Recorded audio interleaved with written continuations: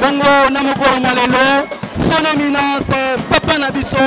mbuta na biso Ntoya Malala alingaki bongo koya kosangana na bandeko ya Mbantsa Lunungu lwa Nzambi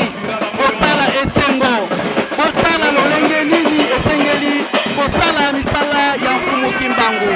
papa na biso mbuta na biso Ntoya Malala na mokolo malelo atiki ya ye Lingomba Kilongo Rateska me aye kosangana na bandeko ya Mbantsa Lunungu lwa Nzambi ndena yango wana émission Congo Racine ndenge tolobaka ezali émission oyo ezali kotombola misala ya mfumu Kimbangu et bozali komona nous vous laissons suivre bokoti tolanda bokoti ya mbuta na biso Ntoya Malala lolenge nini azali koya lolenge nini azali deja kokota na Kilongo Mbantsa Lunungu émission ezali kaka moko ndenge tolobaka na bino ezali émission Congo Racine oyo tangu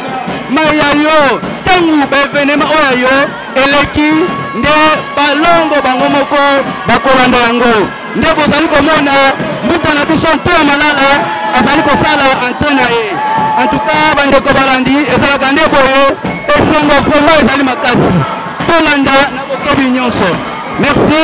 wana ezali entre